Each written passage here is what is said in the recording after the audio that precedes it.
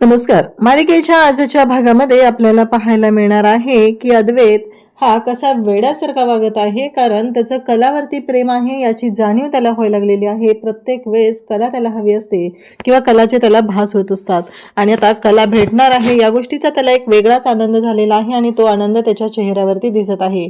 पण एक मोठा धमाका होणार आहे, तो म्हणजे अद्वैत सांगणार आहे की माझी इम्पॉर्टंट मीटिंग आहे आणि रोहिणी मात्र राहुलची वाट लावणार आहे.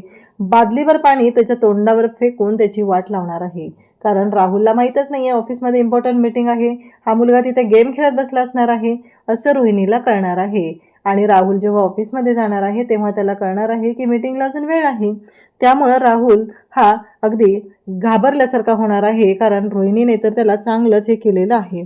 त्यानंतर आपल्याला पाहायला मिळतं की इकडे आता अद्वैत आणि कला यांची भेट कशी होणार आणि त्यांना एकत्र आणण्यासाठी हे सगळं जेव्हा बोलत असतात तेव्हा मात्र आपल्याला पाहायला मिळतं की अर्जुन आणि सायली हे अद्वैत कलाला एकत्र आणण्यासाठी प्रयत्न करणार आहेत. अद्वैत घरी आलेला असतो, मटार खात असतो, तेव्हा अनामिका त्याला सांगत असते की खरंच कलावहिनी किती ग्रेट आहेत. आणि मग पुन्हा ती स्वतःच म्हणते की मी दादा तुम्हाला काय सांगते, तुम्हाला तर माहितीच आहेत ना त्या कशा आहेत ते. हे सगळं चाललेलं असतं. त्याचबरोबर आबा तिथे येतात आणि मग अद्वैत आलेला आहे त्याचा हा गोंधळ पाहून सगळेच घरातले तिथे आलेले असतात. रोहिणीला तर प्रश्न पडलेला असतो की हा एवढा खुश कसा आहे. अद्वैत यासाठी खुश आहे की कला डबे द्यायला तयार झाली आणि ती ऑफिसमध्ये येणार आहे, कारण एवढे सगळे प्रयत्न केलेले होते पण कला काही ऑफिसमध्ये आली नव्हती आणि आता ती ऑफिसमध्ये यायला तयार झालेली आहे. या गोष्टीचा आनंद हा अद्वैतला झालेला असतो. आबांना तो म्हणतोय की आबासाहेब घ्या मटार खा मटार, असं म्हणत आबांना तो मटार खायला देत असतो. त्याचबरोबर इकडे पाहायला मिळतं आबाही खुश असतात. अद्वैत एवढा खुश आहे, एवढं चांगलं आनंदाचं वातावरण आहे, यामुळे आबांनाही बरं वाटत असतं. आणि त्यासोबतच इकडे रोहिणी मात्र म्हणत असते की याला गोळ्यांचा डोस तर वेळेवर जातोय ना, बाकी काही गोंधळ नाही आहे ना, नक्की काय झालंय. मग ह्याच्यामध्ये जे बदल घडत आहेत ते असे का आहेत, चांगलेच बदल का घडत आहेत, कारण आपण तर त्याला रेग्युलरली गोळ्या देत आहे आणि त्या गोळ्यांचा परिणाम का होत नाही आहे त्याच्यावरती. हे सगळं चाललेलं असतं. तेव्हा मात्र इकडे पाहायला मिळतं की जेव्हा हे सगळं बोलणं सुरू असतं तेव्हा रोहिणीला खूपच त्रास होत असतो, अगदी तिचा जळफळाट होत असतो. तिला कळत नाहीये की आता मी करू काय, कारण ह्या अद्वैतला माझ्या मुलाला माझं सगळं मिळवून देण्यासाठी काय करायचं हा प्रश्न तिला पडलेला असतो आणि त्यासाठी तिची ही सगळी धावपळ चाललेली असते. राहुलला ती बोलत असते. राहुल म्हणत असतो हो त्याला डोस व्यवस्थित जात आहे. तेव्हा ती म्हणते की ठीक आहे, जरी डोस व्यवस्थित जात असतील तरीही एक महत्त्वाची गोष्ट करायची आहे आणि ती म्हणजेच की आता डोस वाढवायचा आहे त्याचा, कारण त्याच्यामध्ये तो बदल दिसला पाहिजे. इकडे कला आता हॉलमध्ये आलेली असते आणि ती काजूला म्हणत असते ए काजू हो बाजू. आणि मग काजल म्हणते असले कधीपासून घाण जोक मारायला लागली ग कलाताई तू. कला म्हणत असते ते जाऊ दे, सरक मला चादर टाकू दे. आणि तुझ्या रूम मधल्या चादरीवर किती गुड्या पाडलेत, काय करतेस हे सगळं. मग काजल कलाला म्हणू लागते अगं कलाताई काय चाललंय तुझं, तू मातीत काम करणारी आणि तुला हे असला नीटनेटकेपणा व्यवस्थितपणा कधीपासून लागायला लागलाय.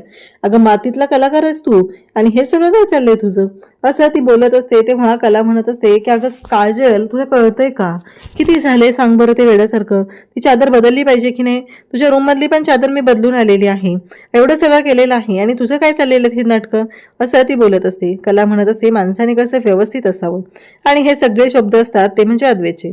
आता इकडे अद्वैतला कलाची सवय लागलेली आहे आणि कलाला अद्वैतची सवय लागलेली आहे, हे आपल्याला पाहायला मिळत आहे.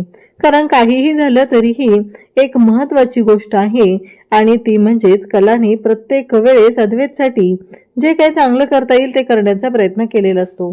त्याचबरोबर इकडे पाहायला मिळतं की जेव्हा या सर्व गोष्टी घडत असतात तेव्हा मात्र इकडे अद्वैत आता रूममध्ये तयार होत असतो.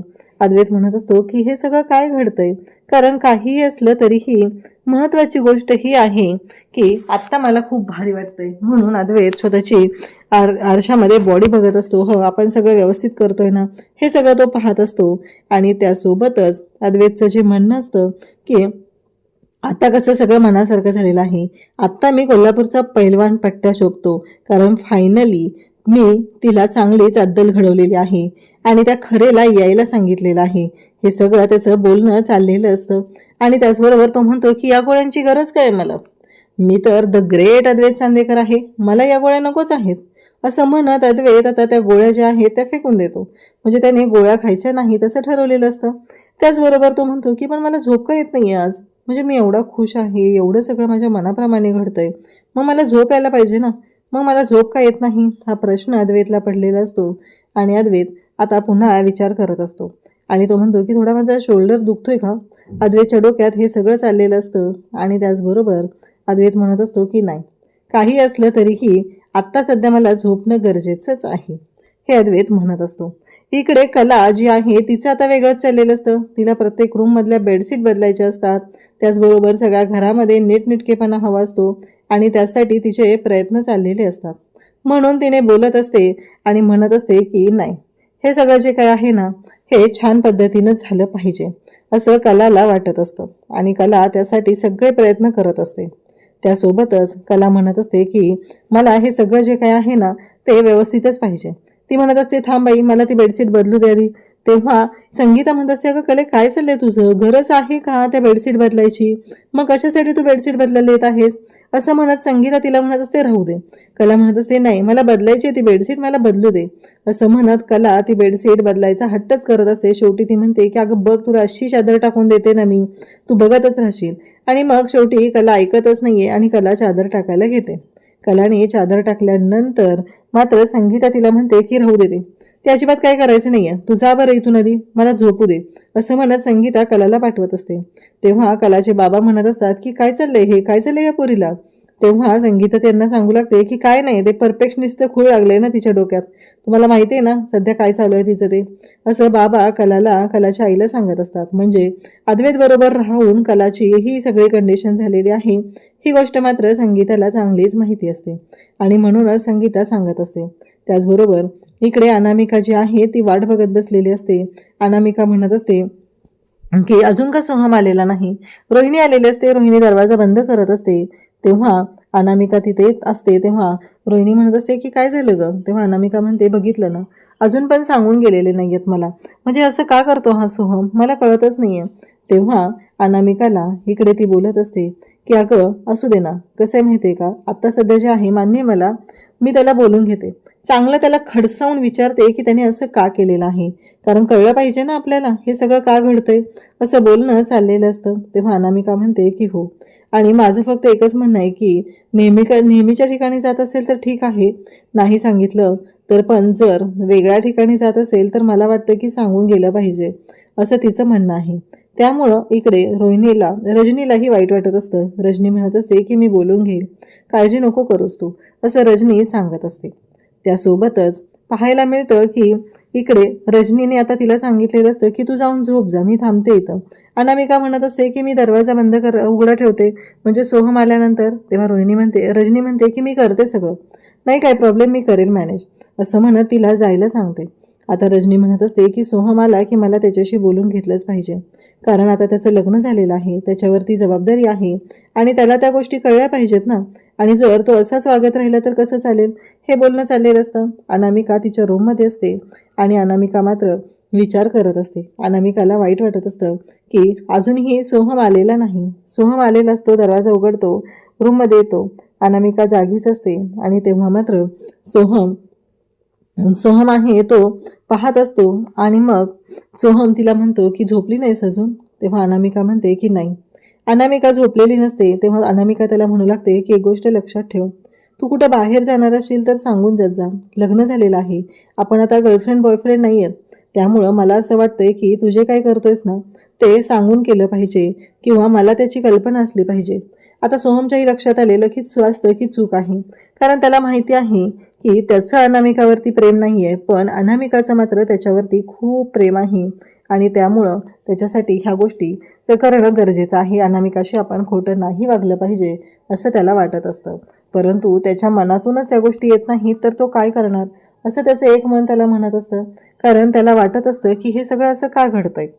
इकडे कला मात्र आता सकाळी अद्वैतच्या रूममध्ये आलेली असते. अद्वैत म्हणत असतो की नक्की काय घालू, रूममध्ये सगळ्या पसारा केलेला असतो. कला म्हणत असते चांदेकर, हा किती पसारा करून ठेवलायस रे. तेव्हा मात्र अद्वैत म्हणतो की मला पसाऱ्यातच गोष्टी सापडतात ना, म्हणून तर मी पसारा केलेला आहे. तेव्हा कला म्हणते की काय. तेव्हा अद्वैत म्हणतो की हो, मला पसाऱ्यातच गोष्टी सापडतात म्हणून तर पसारा केलेला आहे. कलाला हसू येतं आणि कला म्हणत असते की खरंच मानलं पाहिजे, कारण चांदेकरमध्ये हा बदल झाला हे तिलाही कळलेलं असतं आणि हीच गोष्ट अद्वैतच्याही लक्षात आलेली असते की अद्वैत काय बोलून गेलाय. त्यानंतर सगळ्या रूममध्ये त्याने कपडे चेंज केलेले असतात, ते टाकलेले असतात. कारण हा ड्रेस घालू का तो घालू, नक्की काय करू, हे सगळं त्याच्या डोक्यात सुरू झालेलं असतं. आणि त्याचबरोबर इकडे कला म्हणत असते की हे नाही छान दिसत. तेव्हा अद्वैत म्हणत असतो की मग काय घालू, नीट सांग ना, आणि हे हो काय करतेस, नीट बोल, तोंडाने बोल, असं अद्वैत तिला म्हणत असतो. तेव्हा कला सांगत असते की नाही हे नाही चांगलं दिसत, दुसरं घाल, असं म्हणत आता त्याने ब्लॅक शर्ट घातलेला असतो, रेड पॅन्ट असते आणि त्याचबरोबर आता त्याच्यावरती जॅकेट कोणतं घालायचं हे सगळं चाललेलं असतं. आणि मग तो रेड कलरचं जॅकेट घेतो आणि ते जॅकेट घालू लागतो. तेव्हा कला म्हणते की त्याच्यावरती तुझी ती नेहमीची फ्रेम आहे ना ती घाल, ती छान दिसेल. म्हणजे कलाने आता अद्वैतला चष्म्याची फ्रेम ही कोणती घालायची आहे ते सांगितलेलं असतं आणि कला तिथून गायब झालेली असते. अद्वैत म्हणत असतो की काय आहे हे सगळं, असं खरेला एवढं काय कळतं म्हणून मी तिला विचारत आहे, असं स्वतःलाच त्याला वाटू लागतं. त्याचं असं म्हणणं असतं की नाही काहीतरी आहे आणि त्याला कलाशिवाय करमतच नाहीये. त्याला प्रत्येक वेळेस कलाची आठवण येत आहे, कला त्याच्यासोबत आली पाहिजे असं त्याला वाटत आहे आणि त्यासाठीच त्याचे हे सगळे प्रयत्न असतात. आजही कला ऑफिसमध्ये येणार आहे म्हणून एवढा अद्वैत तयार होत असतो. आणि त्याचवेळी अद्वैतच्या रूमकडे रोहिणी आलेली असते आणि रोहिणी पाहते की अद्वैतने रूममध्ये एवढा पसारा घालून ठेवलाय. धक्का बसतो तिला, कारण अद्वैतने आजतागायत तसा पसारा कधी केलेला नाही. अद्वैतला पसारा ह्या गोष्टी आवडत नाहीत. तो द परफेक्शनिस्ट अद्वैत चांदेकर आहे. मग ह्याच्या रूममध्ये काय, मग ती म्हणते की याच्या रूममध्ये जर एवढा गोंधळ असेल तर याच्या मनामध्ये जो गोंधळ झालाय त्याचं काय, आणि आता घरात गोंधळ कसा घालायचा हे मला चांगलंच माहिती आहे. म्हणून या सगळ्या गोष्टींचा विचार करते आणि ते सरोजकडे जाते आणि म्हणते की सरोज वहिनीला आपण सांगूया, म्हणजे घरात मोठा गोंधळ होणार आणि आपल्याला मजा येणार आहे. हे सगळं तिचं चाललेलं असतं, म्हणजे त्या गोळ्यांचे परिणाम दिसू लागलेले आहेत असं तिला वाटत असतं. आता सरोज हॉलमध्ये काम करत बसलेली असते आणि मग रोहिणी तिथे येते. रोहिणी म्हणते की अगं सरोज वहिनी, मला कळत नाहीये की ती मुलगी जरी आपल्या घरातून गेलेली असली तरीही अद्वैतचा मात्र वेड्यासारखा वागायला लागलाय तो.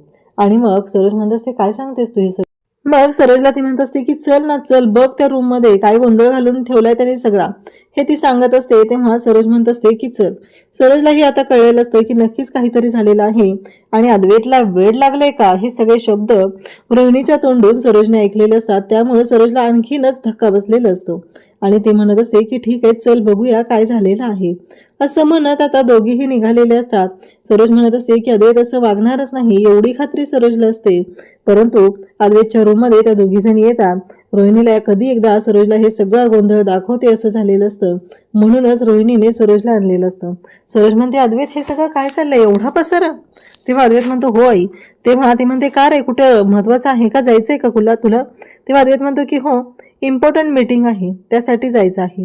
तेव्हा मात्र सरोज इकडे लगेचच सांगू लागते, बघितलं ना मी काय सांगत होते तुला आणि तू काय विचार करत आहे, त्याची इम्पॉर्टंट मीटिंग आहे म्हणून हा सगळा गोंधळ झालेला आहे.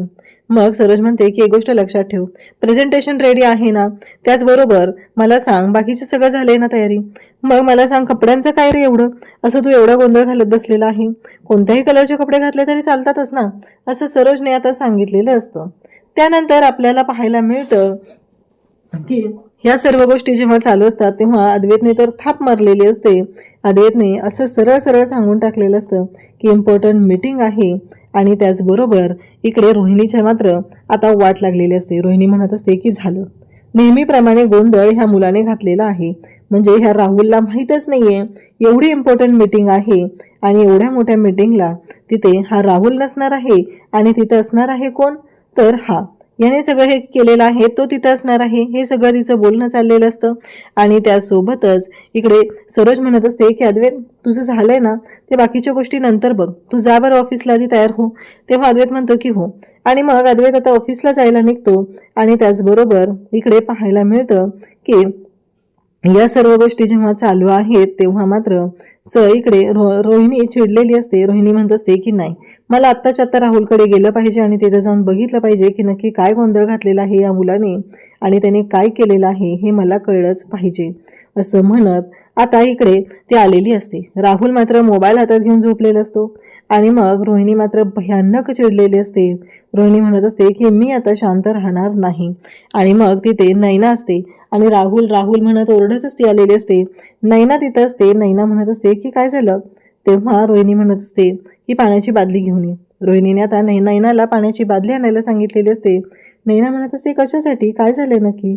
पाण्याची बादली कशासाठी सांगितलेली आहे हे चालू झालेलं असतं. आणि त्यासोबतच आता नैना पाण्याची बादली घेऊन येते.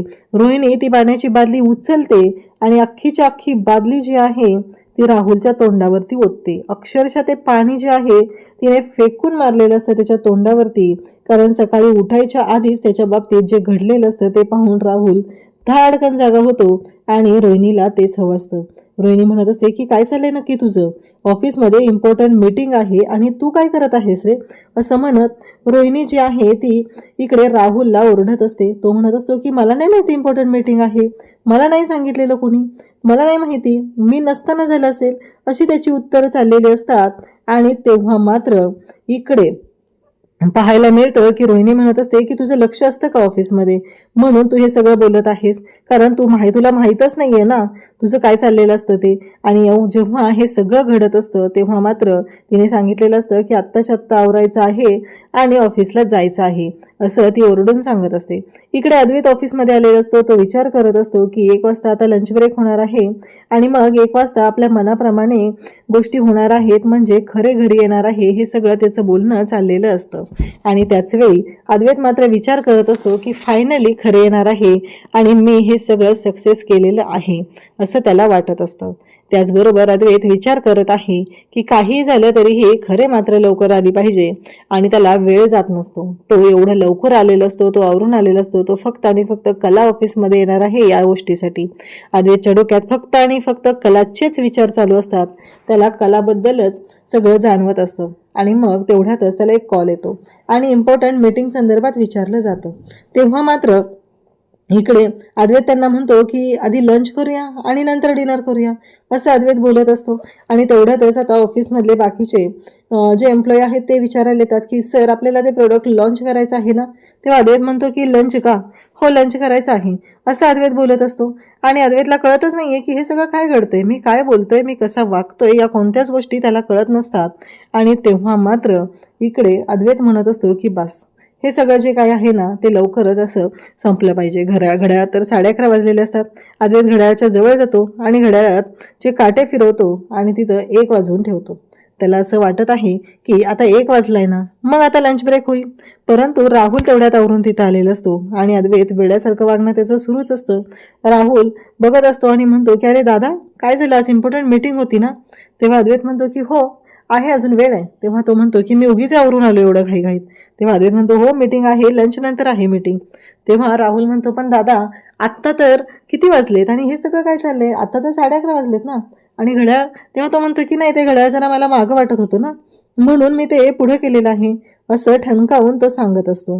त्यासोबतच इकडे पाहायला मिळतं की जेव्हा या सर्व गोष्टी घडत असतात तेव्हा मात्र इकडे अद्वैत त्याला सांगत असतो की हो हे सगळं मी त्यासाठी केलेलं आहे आणि या सगळ्या गोष्टी घडत आहेत. त्यानंतर पाहायला मिळतं की हे सगळं जेव्हा चालू आहे तेव्हा राहुललाही धक्का बसलेला आहे. राहुलला असं वाटत आहे की कदाचित या गोष्टी ज्या घडत आहेत ना त्या फक्त आणि फक्त यासाठी घडत असाव्यात की ह्यामध्ये गोळ्या दिल्या जात आहेत. ह्या गोळ्या जो त्या खात आहे ना त्या गोळ्यांमुळेच हे सगळं झालेलं आहे असं राहुललाही वाटत असतं. अद्वैत म्हणत असतो की अजून का आलेली नाहीये, अजून का आलेली नाहीये खरे, म्हणजे खरे यायला पाहिजे होती ना, म्हणजे मी तर सगळं व्यवस्थित केलेलं आहे, असं इकडे अद्वैत बोलत असतो.